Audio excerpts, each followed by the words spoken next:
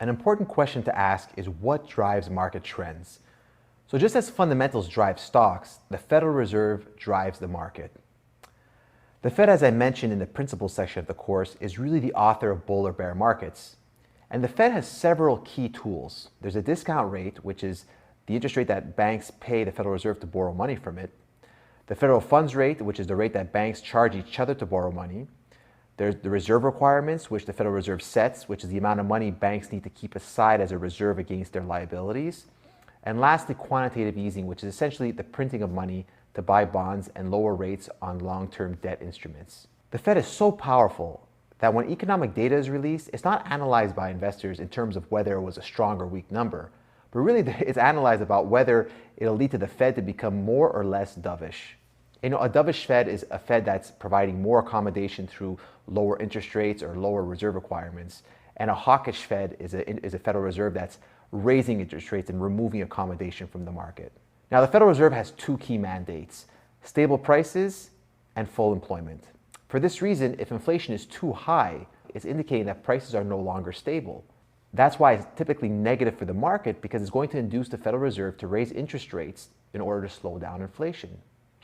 So as you can see, the Federal Reserve has such an important impact that every economic variable that comes out has to be looked at in the light of what will the Federal Reserve do as a result of this new data. Martin Zweig, who was an incredible analyst, author, and fund manager from the 80s and 90s, created what he called the Fed indicator. It was basically composed of the discount rate, the federal funds rate, and reserve requirements. It was a simple test, but the details of it is outside the scope of this course. I really recommend that you buy the book and review it.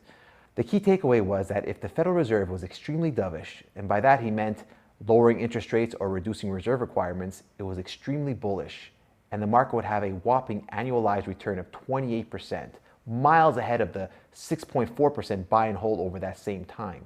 But what was really eye-opening to me was that the market would decline 2.5% per annum over the remaining 26.3 years of the study, when the Fed was anything else but extremely bullish. Reading that was a real eye-opener for me as to how important the Federal Reserve is when analyzing the market. And really, at the end of the day, the best way to think about the Fed is, are they being extremely aggressive or not?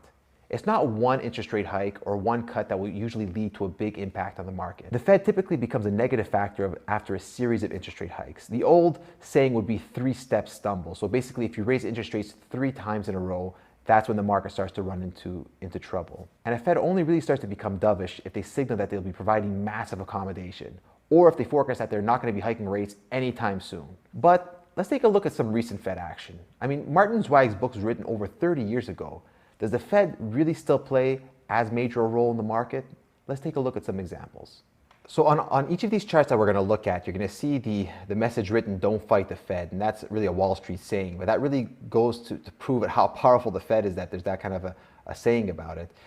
And there's no better example than the most recent example of Fed action, which was the COVID pandemic of 2020. And the market here was really an absolute free fall. And what I did here is I basically inserted the tweet on this chart on the actual day that it occurred. Thanks to TradingView, if ever you paste the tweet into the chart, it'll actually show up on the day that the tweet occurred. And you'll see here that the Fed had announced a slew of new programs to help the market, including open-ended asset purchases. That's that quantitative easing I was talking about.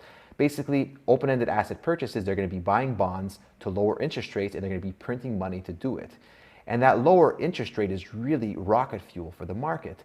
In fact, the market bottomed a day later. And I remember that night when it came out, I said to my wife, well, that's it, the bear market is over. And she looked at me like I was crazy, because the world was falling down around us. Everything was shutting down. There's this crazy virus that was coming out. No one knew what was going on.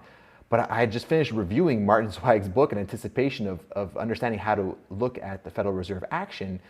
And the Federal Reserve, in this one statement, did everything that they could have possibly done that was bullish for the market. They cut interest rates to zero. They brought reserve requirements down to zero, which is an incredibly aggressive move, which meant that banks didn't have to keep any reserves against their liabilities, so they could lend as much money as they want.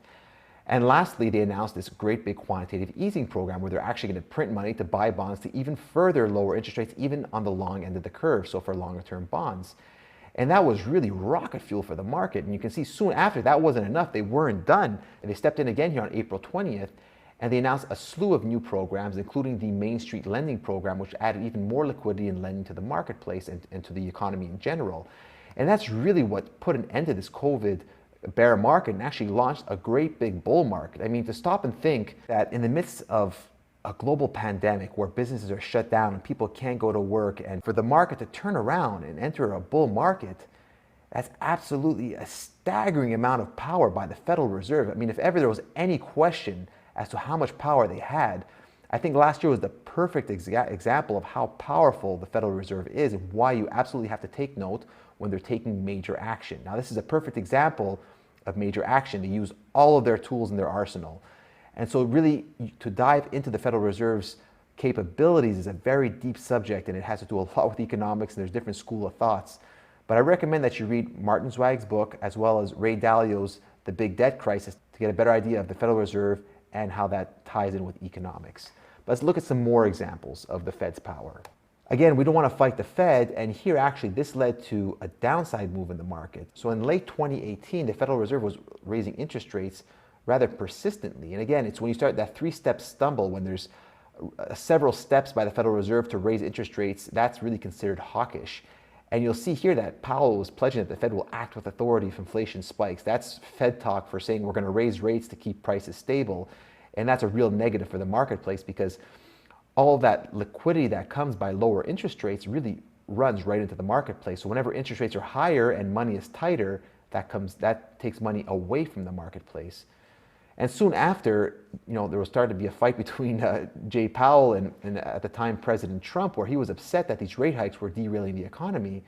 But the Federal Reserve, instead of backing down, was saying that we're going to keep hiking rates even though there's criticism by the President of the United States. So that really that persistence and that refusing to back down by the Fed really signaled to the market that they're going to keep raising rates, and that really spooked the entire market. And rather quickly, we went into a 20% drop on the marketplace.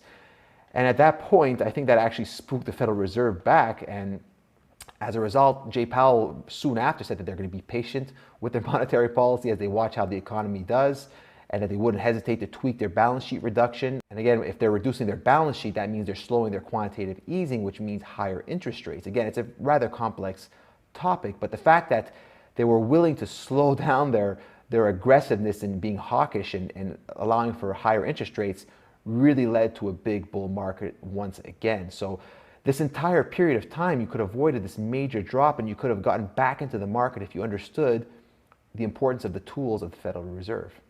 If we go back a little bit further, you'll notice that this is not only a recent phenomenon. Back in 2011, quantitative easing 2, which was the second QE program started by the Fed as a result of the great financial crisis of 08 and 09, when that ended, you really went into a nosedive into the marketplace as the market really panicked as that liquidity was drained out of the system and all of that printing of money was taken away, and that meant that bond interest rates were going to start climbing again. And as a result of this steep drop and all of this market volatility back and forth, the Fed decided to come in and start what was called Operation Twist. Again, this goes into deep aspects of economics.